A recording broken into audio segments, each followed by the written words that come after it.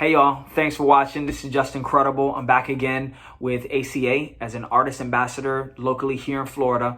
And today we're going to be speaking about writer's block. What is writer's block? Is it really real? What do you do when you're stuck in between a project or a song or a script or a poem and you just cannot finish? You can't break through it. First and foremost, writer's block is a lie. It's a myth. It's a fear. It is just something that I'm going to break down and bust all the myths, give you the truth about it, give you solutions. Writer's block is just a problem where you're stuck in the middle of a project and you just don't have the tools to get out. So I'm gonna first and foremost break down all of the lies, bust all the myths up, and I will give you tools and solutions to get past this writer's block and to actually finish the project that you started. One reason why we believe that we're in writer's block is we have a fear of revealing what happened to us. The truth of it is people do need to hear your story. Your story will impact someone. It will save someone's life. It's gonna comfort someone and give some type of hope and inspiration to those who are hopeless. If you are afraid of telling your story, you do have some shame and it's maybe very dark and very traumatic, what you can do is, as an alternative, you can write your story out in third person and you can switch up names, switch up locations, just to keep everything neutral and anonymous. You revealing your story though, as an artist, it promotes the healing process. It guides you through any type of grief. It is a stress reliever. It's therapy. It's a form of self-love. It just helps you mentally, emotionally, and spiritually grow as a human being and grow in your relationships by revealing your story. Your story is very unique and it will impact someone. Trust me. Number two, you're a perfectionist. You have to be a perfectionist. Everything has to be perfect. That is a lie. Oh my gosh, that's a lie. Finishing a project, it actually, as a creative, it clears up space in your brain so you can be more creative and you can finish more things. The cool and unique thing about art is that art can be incomplete and unfinished to you, but complete and finished and perfect to someone else. How do I know? Have you ever watched a movie with a director's cut, bonus scenes, deleted scenes, alternative endings? When you watch the film in the movie theaters, you loved it. You're like, oh my God, it's the best thing in the world. Oh, I give it a 5 out of 5. This is great. It's a 10 out of 10. But you didn't even know that those other scenes even existed. So that goes to show you that it does not have to, even if it is imperfect to you, even if it is unfinished, even if it's not complete to you, it can still be completed to someone else. And actually that person is actually buying a ticket to your film. Actually that person is purchasing or downloading your music or your poems or reading your books. So focus on the audience. They want something. They can't be a fan of yours if you never give them any art or any material to digest or to receive. So stop trying to be a perfectionist. With being a perfectionist, it puts so much pressure on you, on the people that you work with, your spouse, your team, your family, your friends, your coworkers. It puts so much stress and it puts so much weight and expectation on it to be perfect. And if it's not perfect, then your whole world feels crushed. You're depressed. You feel ashamed, you feel guilty, you just don't want to even start it up or do anything at all. What I would rather do is, instead of waiting for all the stars to align and taking all this time and having this pressure of being flawless on making one song about love or one poem about love, what I would do is make a all right, make a B plus, make a C plus even track about love, and just hit it from a different angle, another technical writing perspective. Or you can be, a different type of story, whether it's rich guy, poor girl, rich girl, poor guy, old guy, young girl, old girl, young guy, opposites, total opposites, at the end of the movie, finally liking each other and coming together. Or a very compatible couple that after time, they just tragically fall apart. You can do it that way as well. You can talk about love in different scenarios and you have multiple works of art so people can gauge and your audience actually respects consistent work ethic than taking forever to produce a project. And they're like, oh, all right, yep.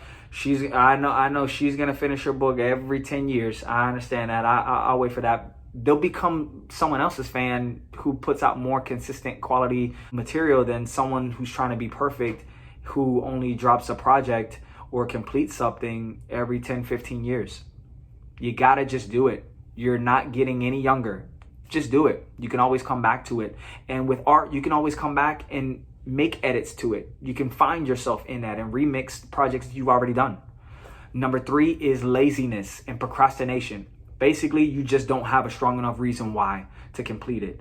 You don't want it bad enough. If someone told you, hey, if you complete this song, if you complete this poem or this video game or this script, if you complete it tomorrow, I'll give you $100 million cash, 8 a.m.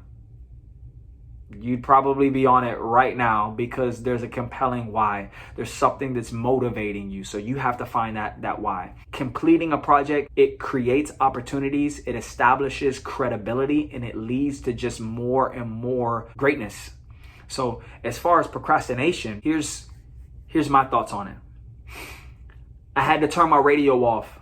Too many corny voices in my head. It was kind of like poison to my lead. My pen and pencils were not moving. I was not producing. Creative juices were fruitless. The blank pages in my notebook wouldn't refute this. No excuses for my slothfulness. I can admit I played a huge part in this. This wasn't hard to miss. This is my call and gift. This is from God legit. It's my time, my moment, my season. No lie, I flow. It's no secret. I grind, I'll sow it, I'll reap it. I'm thriving, I'm growing, I'm peaking. In my mind so focused, I see it. This is 9 years in the making. From divine clear revelation, I was blinded by procrastination. On the sidelines where my assignment for rapping greatness was lazy, a total disaster waiting, blatant, mind rattling. I've been time traveling. Feels like I disappeared for years, but nowhere near my peers. But now I'm back on the right track just like that. If you study my music, you truly be in tune with where my life's at. Read between the lines. Heed the beats and rhymes, and you'll find out everything you need to know about me. But my whole life is not about me. So I apologize to my supporters. I settled for being low-key. I was afraid of old friends, haters, and phonies. Afraid of failure. Afraid of success. Afraid of jealousy from people who don't even know me. Afraid of believing lies that others told me. Afraid of swagger jackers taking my lyrics and stealing a couple bucks from me. It really doesn't matter, but I'm flattered that you really look up to me. See, I'm copyrighted now, so you can bite my text. You just make sure that you write my check and pay your respect. This is the soundtrack to my bounce back. Don't you dare burn it like an ounce sack. I'm giving you 102%. Too legit, you can count that. I was slacking off. But now I'm in a lab with a pen and a pad scratching a classic off. This is real. This is passion. This is flow. Art imitator my life. Just incredible. Let's go. Number 4. You're ashamed of your story. You don't think that story is good enough. And maybe as a rapper, you're thinking, hey, look, I didn't grow up in a gang-infested neighborhood. I didn't grow up with people shooting and abusive lifestyle. I grew up actually with 2 parents that loved each other. I grew up in a wholesome family. I grew up in a nice life where people were financially stable. That is actually a story worth telling because it's not cliche, if you will. It's not something that people hear on a regular basis as a rapper.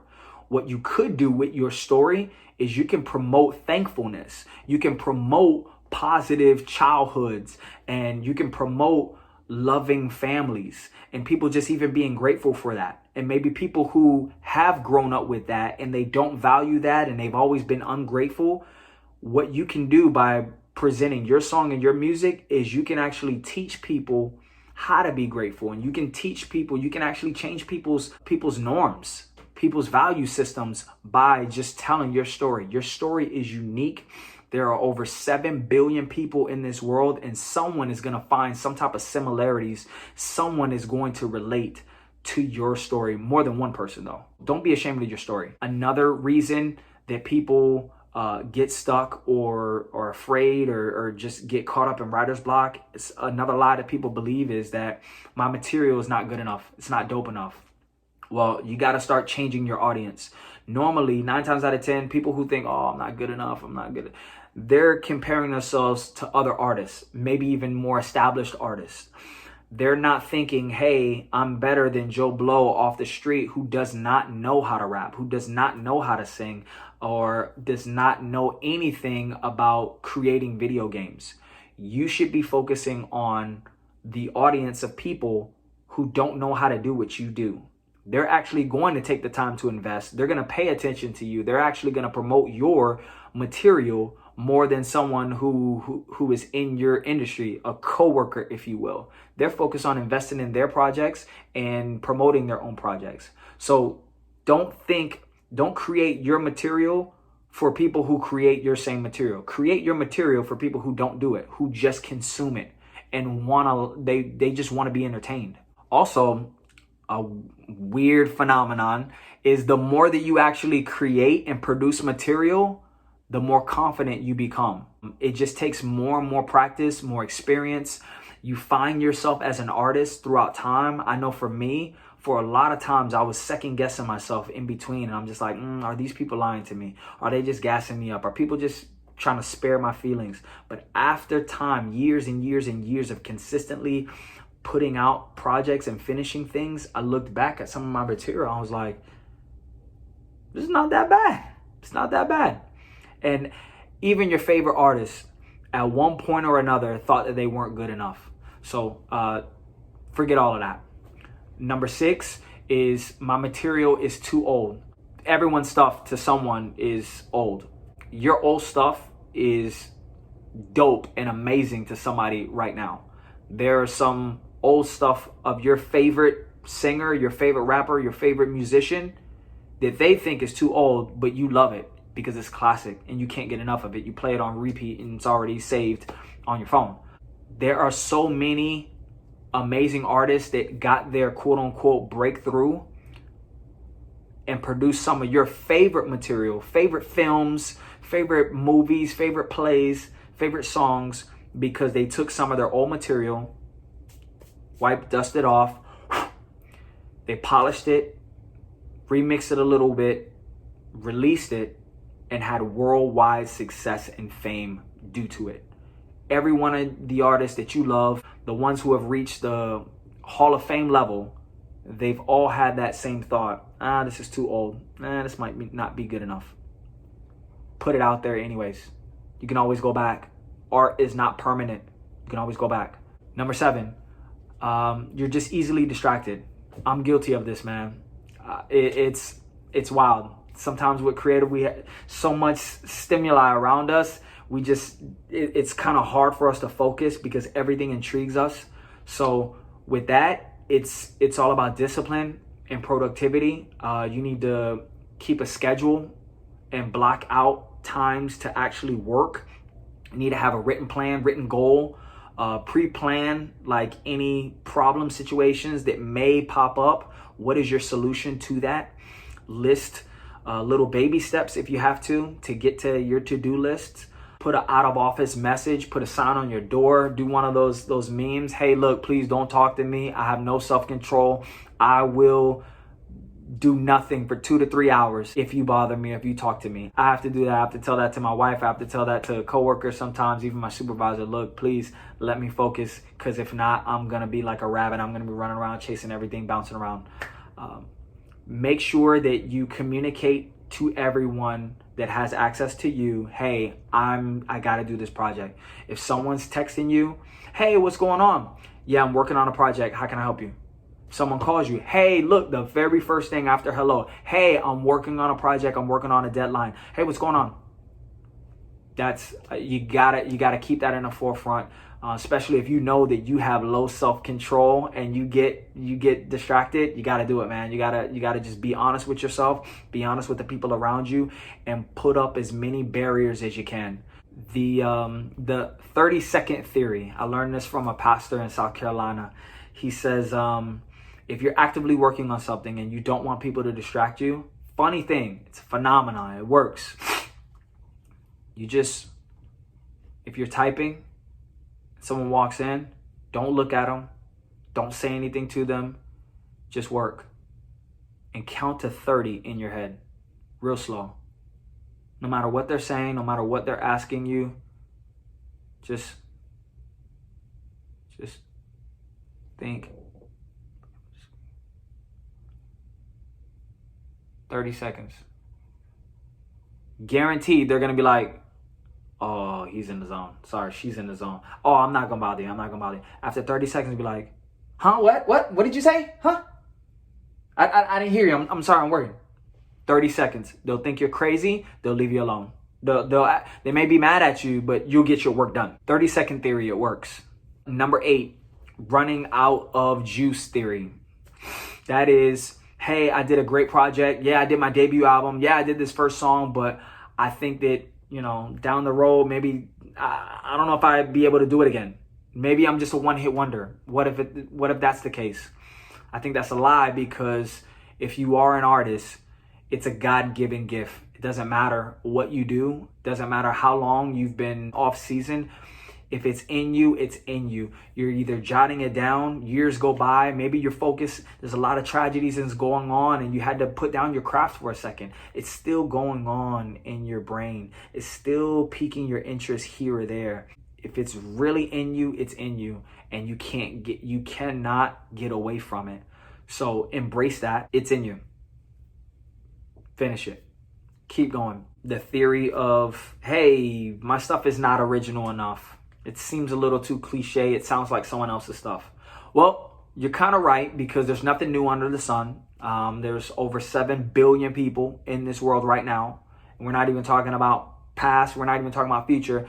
People are bound to have some of the same ideas. We have language, so as writers, there's a finite amount of words in this world. So maybe you may rhyme some of the same words. It happens. You just go forward with what your idea is. Maybe you can put a spin on someone else's idea. Come up with a prequel to a movie, an alternative universe versions. Marvel is doing that crap all the time. DC is doing that all the time. You can cover art, cover songs, or remixes. Those things, it's still art. Like Cardi B's Bodak Yellow, she took that whole concept from Kodak Black's No Flocking. DJ Khaled's Wild Thoughts was pulled from Carlos Santana, Maria, Maria. There's nothing new under the sun. Hip hop was birthed on sampling. So it's okay to mix something up. Even Bryson Tiller with Trap Soul, he mixed 2 different genres. Sometimes taking something that's already there, putting your own spin on it, or putting 2 totally different things together, that's art in and of itself. You can birth an entire new genre of films, of music, of poetry, or what have you. So you just never know. The fear of success theory, hey, look, what if I'll never be able to do this? It's kind of similar to the other theory, but who's to know that you couldn't find a team of people to help you, mentors that help you? There's always people willing to help. So you don't have to be afraid. And sometimes, let's just say you are a one-hit wonder. There's some one-hit wonders that are still traveling the world, man. 20, 30 years. One hit. Doesn't matter. Sometimes one hit can set you up for life. You never know. And the last line is the fear of failure. And the reason why that's a lie, and that's sort of a stumbling block for people to keep them in writer's block, is that art is subjective. It's not a sport. It's not say, hey, look, this team had 35 points. This team has 30. This team is better. This team won. There is no win or lose. No one can say that you failed as an artist. The only way that you can fail as an artist is by not becoming an artist, by not producing any type of art. There's another phenomenon too here. This might even help with perfectionists too. Is there's a red dot, blue circle phenomenon. I think I got this from girlfriends, and there were some people where they just literally draw a red dot on a white canvas, or a blue square, or a blue circle, and people just marvel at it. What a genius! How did you know that means da da da? Sometimes you can put something out there and you think it's a complete mess, and some people think it's the most perfect thing that you've ever created or that they've ever seen. Some people can read more into it than what you really did. Some people can see it as perfection and you're just like, I just threw that crap out. And I thought it was just a failure. I thought it was a waste. I thought it was trash. And someone is like, oh my God, I'll pay $5 million cash for it. You just never know. I would say that fear of failing, you'll never grow as an artist if you never do anything. If you're so afraid that you don't even produce anything. You can bring so much cultural awareness. You can help change laws. You can assist people. You can stop people from committing suicide. You never know, but you can't let that fear stop you from moving forward. Your greatest artist has had the thought of failing or the fear of failing. And if they never broke past that, they would never become your favorite artist. So you gotta push through. The pen is mightier than the sword. So many lives can be changed. So many revolutions can be started.